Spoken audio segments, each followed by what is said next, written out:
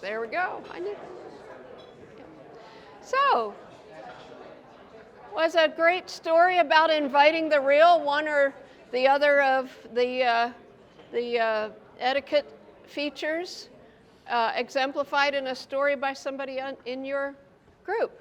Can you tell a story that somebody else told in your group about inviting the real? I have to say, this is like my favorite part. I love this whole thing about inviting the real. Where has inviting the real gone on in your knowing?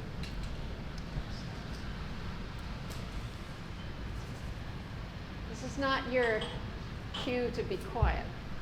We were just talking about the journey to identity, Yeah. knowing who you are, and probably only 10 years ago my mother and cousin were saying one of our relatives had dark skin, and yet there was every sense in the family that we were just British and all the rest of it. But I started following the lead of that clue, Yeah. and it just led to clue after clue after clue. And I now know my great-great-grandmother was the daughter of a Raja, a Muslim Raja in Kashmir. Oh my. And I knew there was more to my story. Yeah. And to uncover that reality means I almost feel at home in my own skin for the first time in my life. That's lovely. So how that's were inviting you? the real for you.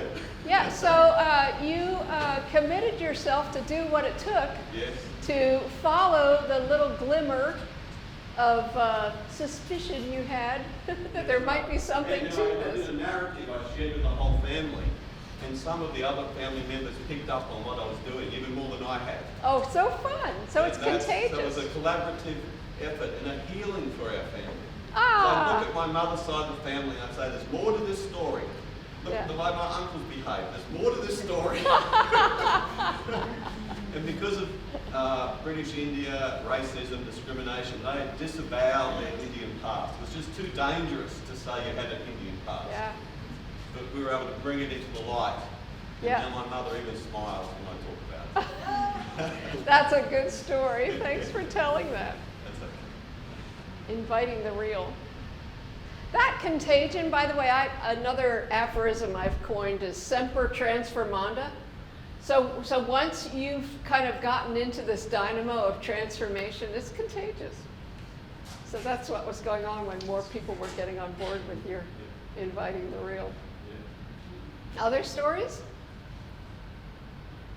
Yeah. I think we talked a lot about being open to being changed Yeah. by what you know and what you learn, and that a lot of our experience with people and knowing and learning about people, how something that can seem a little bit overwhelming if you're constantly going into conversations with an openness to being changed yourself, but that's the reality of life, that we continue to change, and we continue to change through those interactions, and to embrace that and asking ourselves the question, are we genuinely willing Right. to be changed as we learn and as we know Yep. this person or about this thing or this organization? That's great. And that leads me to add, there is a kind of a corollary that you will choose not to be changed by everything, or choose not to be open to everything, because if this is covenantal, you've got to choose against something to choose for something else, like in a marriage, right? What was the other thing I was going to say?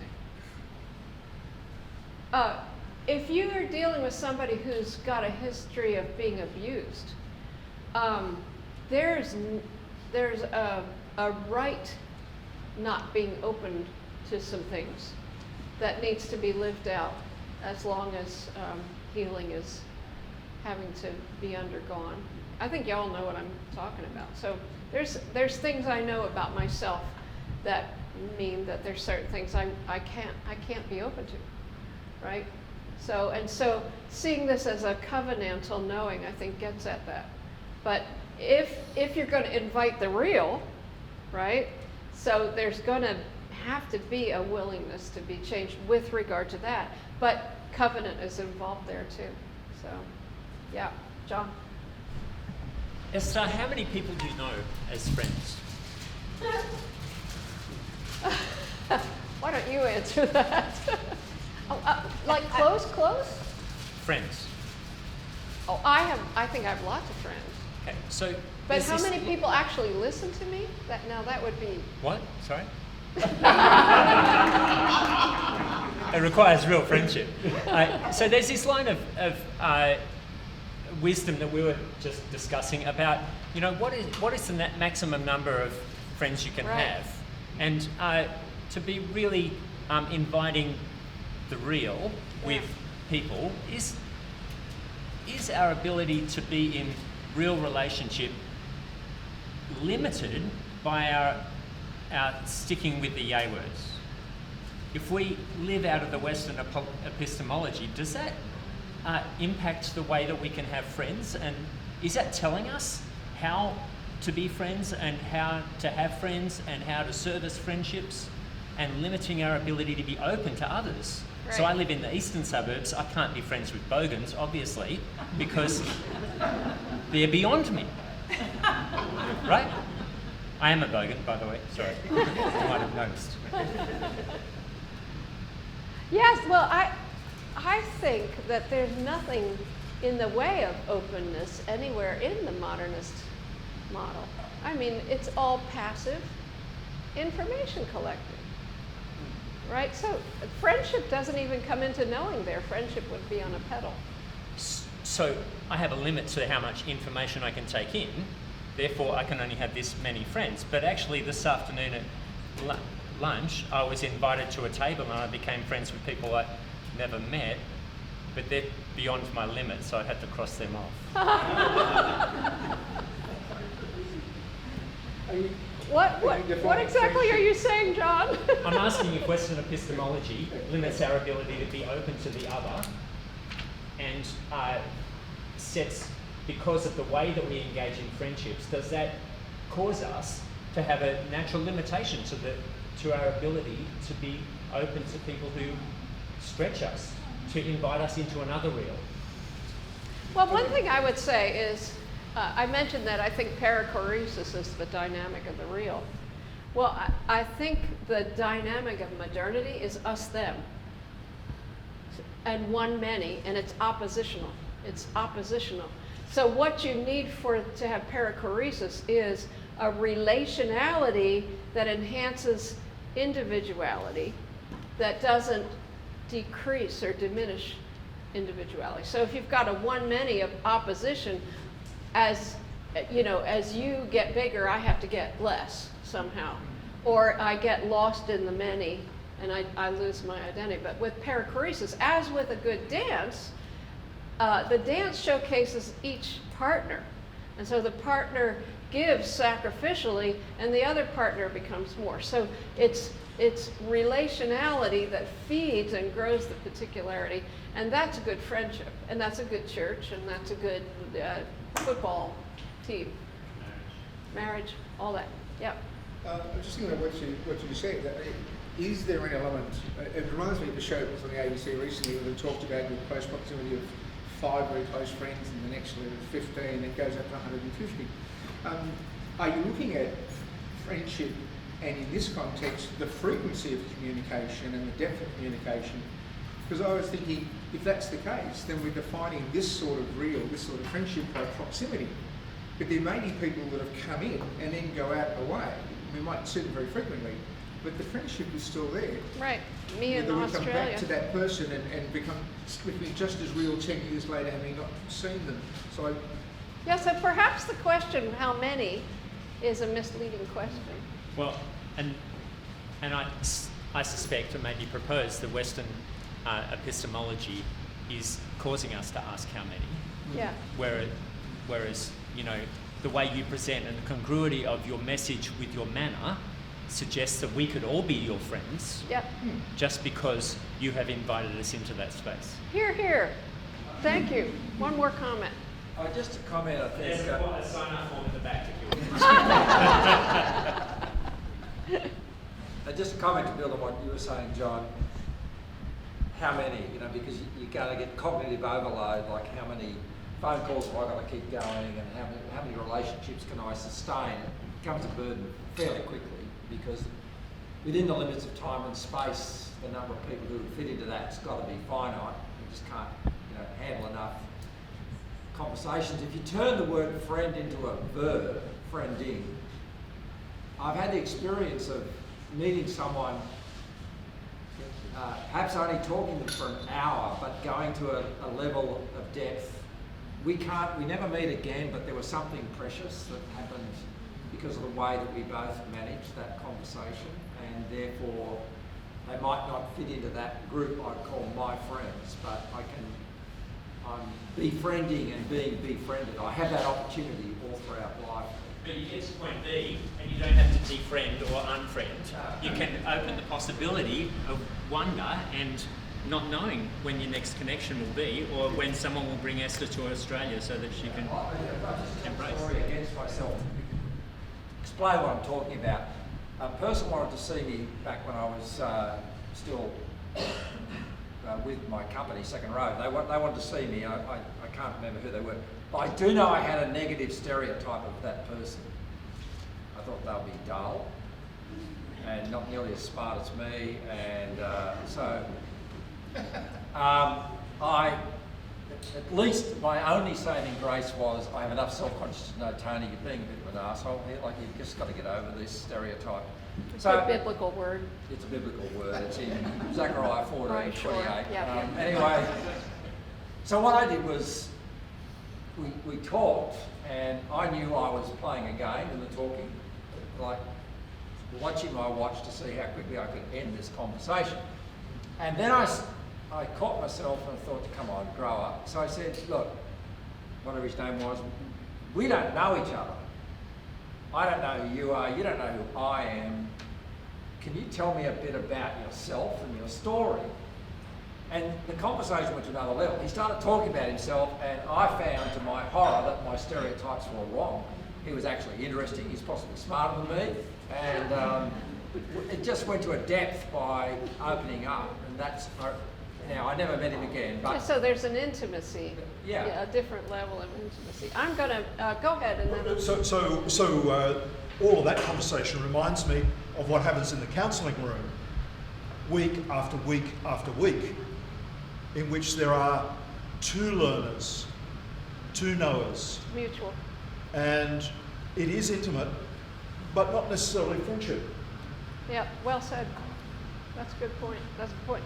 And also what comes to mind, Tony, is, in business, you want a perichoretic-sized group.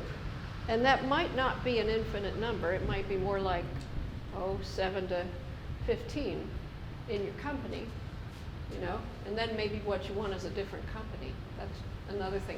So a jazz ensemble can't be all that big, right? So if they're going to improvise. One of the lessons of creativity, because at the moment I am involved with a technology startup, and advice was given to me because we're hiring high-tech software developers. And the advice I got was hire 2, not 20. And we hired two who are really smart and already know each other. And we hired 2 as a team, because the minute you've got 20, there's an overhead of organising all of those. The volume doesn't translate through into relationships, and the work productivity you think 20 will be 10 times more productive than 2. It's actually almost the other way around because of the quality of the depth of the conversation. Yeah, interesting. We must move on.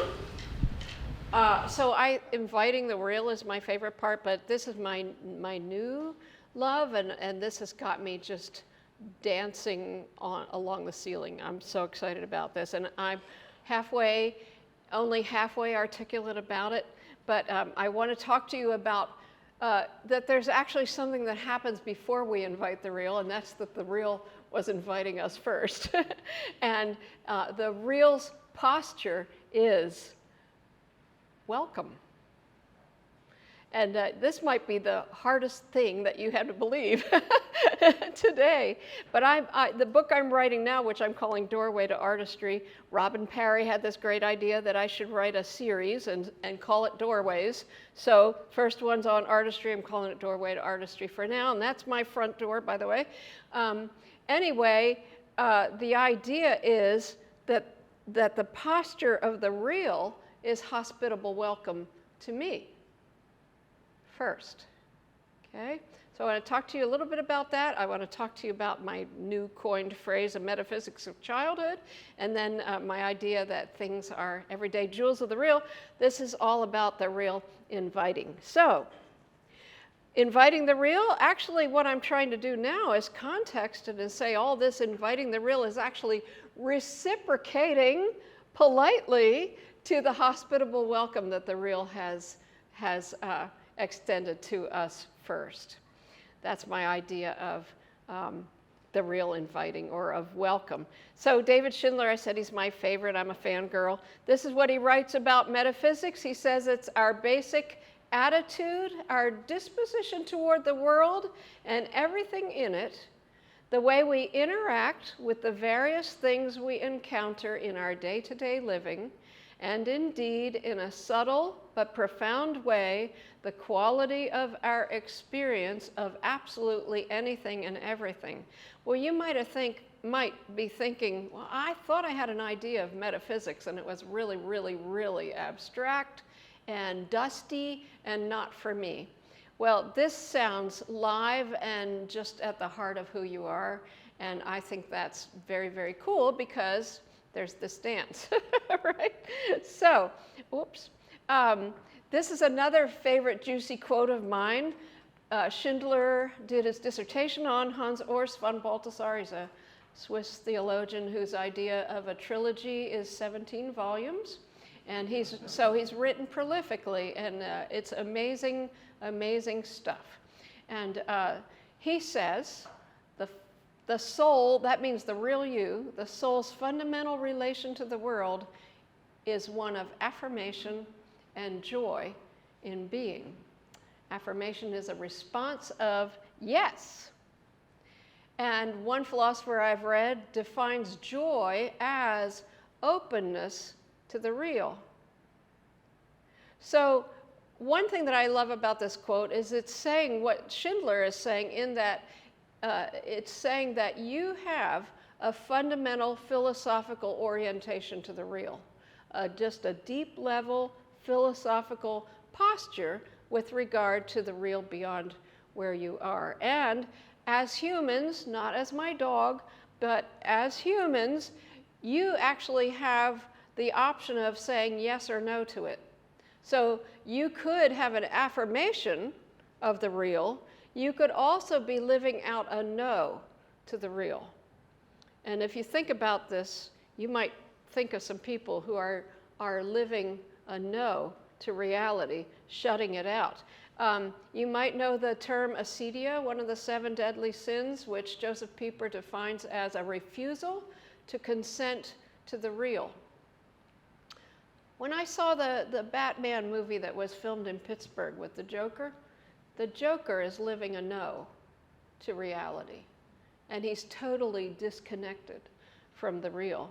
But I think I was living a no, not that this was my intention, when I was 13 and I was asking those questions. So I think the skeptical posture can be a no to the real. I certainly distrusted it. Remember one time after Little Manual came out and I was reading it for a class, and I realized that in it I had written that, something about trusting reality, and I went, oh, I said that? Is that going to be safe, or is reality going to come get me? So you see, that's not exactly welcome. That's not exactly a sense of reality being welcome. So a yes or a no, and I propose that modernity is one big no to the real. So if you're going to disengage from the world, so it doesn't even matter what the world is, and that you can quantify it and do whatever you want in it for the sake of human mastery and control, right? Then that's a disconnection, a no to reality. And so what I'm saying is we need a fundamental orientation to the real of a yes. And I would like to propose that unless things go wrong, and lots of things do go wrong, that's the posture that you're born into. So, Balthasar writes about the mother and the child, and he says, the little child awakens to self-consciousness through being addressed by the love of his mother. And he says, in that rapturous gaze, the entire paradise of reality unfolds and stands there as an incomprehensible miracle. And Schindler argues from that in that moment, it's not like you were born with philosophical preconditions. No, all the philosophical conditions you need are forged in the mother's smile. And so from birth, your fundamental relationship to the world is one of affirmation and joy. And again, all you need to do is think of the last parent and baby you saw interacting, like on Mark's slide. Okay? Now, lots of things go wrong. Somebody pointed out to me that Descartes' mother died when he was young. How might modernity be different if that had not happened? Right? Our whole lives can be a fabric of the brokennesses that have stemmed from our childhood, and we can spend our adulthood trying to get over that. I remember my 85-year-old aunt telling me about her childhood, right? So, but what we've got is philosophy being forged in the gaze of the loving other. So the real's first welcome is your mother's. By the way, you wouldn't be sitting here at a conference for gospel conversations if somebody had not smiled rapturously at you, and that includes your mother. So that's kind of documented. A personal other, having been looking for you, preceding you, now freely, generously, rapturously welcomes you specifically by name. This is intimately interpersoned. This is encounter. It's a hospitable welcome. Welcome to your world, my world. Now, the mother doesn't let herself be absorbed by the child, although mothers often feel that they're being absorbed. But there is what Schindler calls a mutually abiding otherness of the personal other. Free regard, but not surrender. Okay? And this grants really the baby all the baby needs for that first smile. And that first smile is magical. My granddaughter Magdalene smiled at me when she was 9 days old. It was just absolutely incredible. So this gives us a fundamental structure of the real. Schindler writes that for this reason, from the beginning, a beginning that is never more to be left behind, the real has a personal face, and the personal always has an ontological or metaphysical depth. This is the seed beginning of what I call communion with the world. That's baby Star. She's my firstborn. She's the one that really kind of, transformed me into being a mother. You can see she hasn't smiled there yet. She's seriously contemplating me. So it's kind of interesting to think about the mother-child relationship and contrast that with modernity's isolated imperial self and meaningless denuded fragments. That would be the relationship of the self to the world. That is so trimmed down, denuded into little bits, and there's no connection there at all. What we've got instead of that is composure in the richest, most focused inner personhood from the outset. And by the way, in this essay, Movement Toward God, that Balthasar writes, he's doing an apologetic or a natural theology. And what he says in there is Christianity alone fulfills the promise of the mother's smile. And think about this. Every single thinking, human in the world is there because of the mother's smile. So they've all had a little witness bearing to the promise of Christianity. Pretty neat, I think. So now this starts to expand, this fundamental orientation starts to expand into what I'm calling a metaphysics of childhood, which is that somehow naturally in the context of your mother and what I'm calling mother, me, and other near things that are nearby, this starts to be the metaphysics of childhood. Yes, she's a thing. I mean, she's a person, but she's also a thing. And you're a person, and you're also a thing. She's kind of like the paradigmatic thing. But then there start to be other things, too. Your siblings, the dog, your stuffed animals, that sort of a thing. And I'm going to interrupt to say, happy birthday to Stacy, my second born. I'm so proud to have her with me. I never get to be with her on her birthday, so it's really nice to have her with me. And she didn't make me a mother, but I want to tell you, because of what I went through with Star, when Stacy came out, I was blissful, and I set that baby up on my knees and took picture after picture.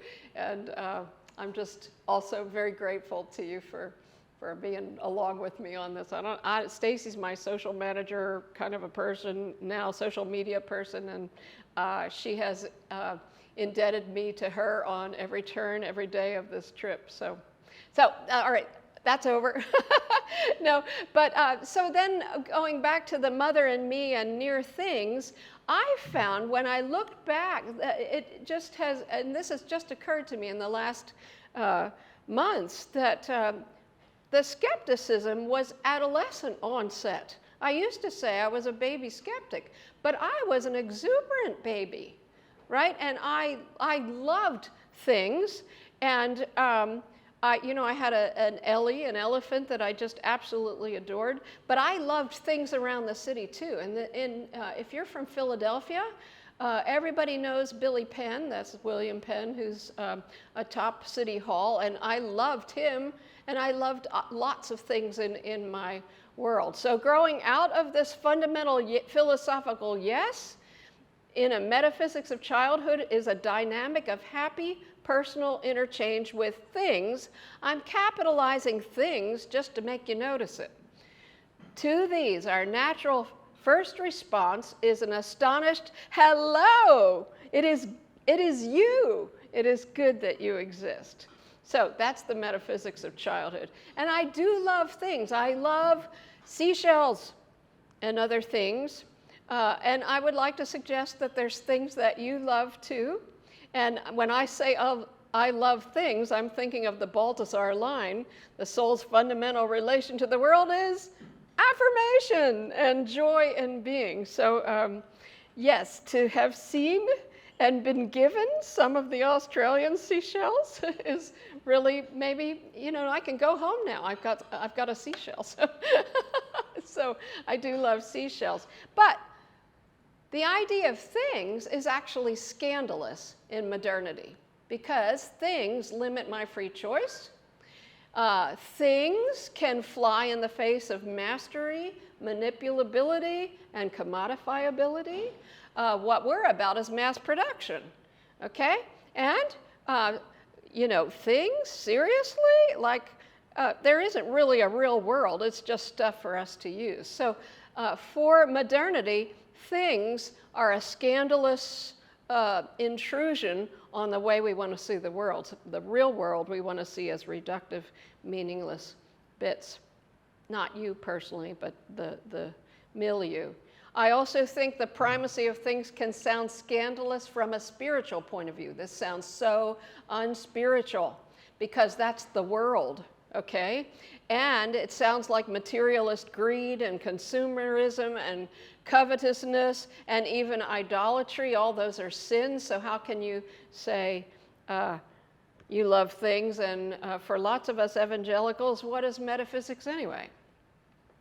Now, Michael Hanby has argued in his brief history of the cosmos that things are actually at home in a Christian doctrine of creation, and a positive account of things was something that the Greeks were missing. So a positive account of the world's relatedness to God in such a way that the world could stand off from God and be itself and be free, not to be possessed by God. So that things could have intrinsic value and be particular. And I'm not at all denying that they're created. It's just that really the Trinity needs to be having its own party so I can breathe. It's kind of how it goes. Okay? And things are at home in the Christian doctrine of creation as opposed to modernity's denial of things.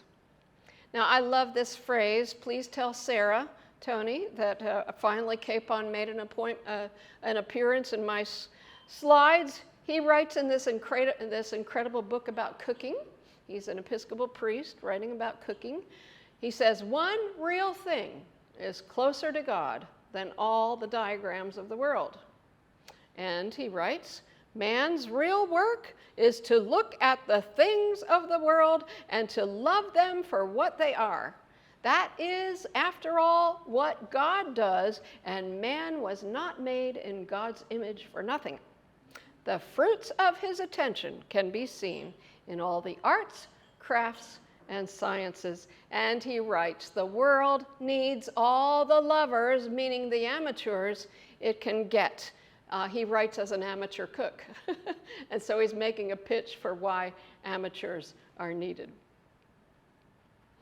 I am 2 minutes from 3:45, so I'm going to zoom to the end of this because I have too much to say.